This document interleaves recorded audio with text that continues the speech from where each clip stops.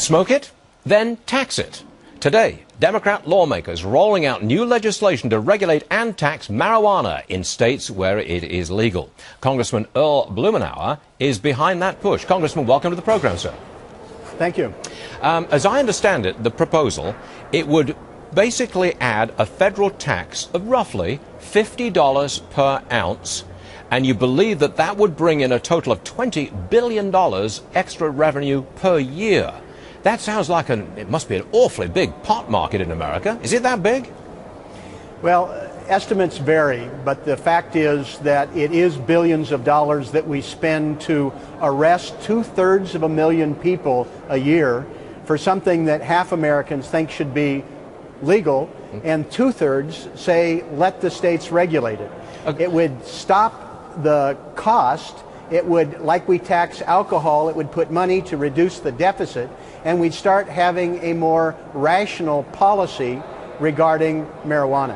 So it wouldn't bring in $20 billion in revenue directly from the pot tax. That's not the case, right? Okay. We actually don't know. Okay. There have been some estimates that suggest that the voters in Colorado and in the state of Washington, by moving to legalize recreational marijuana use, could cost drug cartels over $1 billion.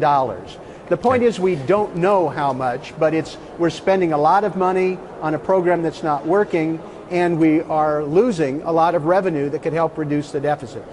Legalization could, though, bring the price of pot on the street or in a legal store, could bring it right down, because if you take the criminality out of it and there's no penalty for it, and you've only got a $50 per ounce tax, and I understand that some high-grade marijuana goes for $600, $700, $800 an ounce, you actually bring down the cost, don't you, which would surely encourage usage.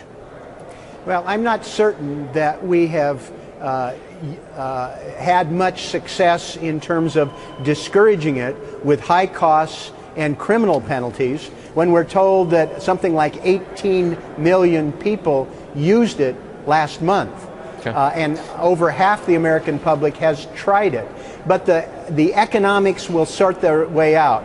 The point is, we're spending billions on a failed policy, and we could be collecting billions. I think the net swing would easily be over $100 billion over the next 10 years. The critics, savings and reducing the deficit. Real fast, Congressman, the critics say, A, marijuana is a gateway drug encouraging other kinds of drugs, and this legalization and tax method that you've got here opens the door to the legalization of other drugs. It's another gateway to further legalization. What do you say?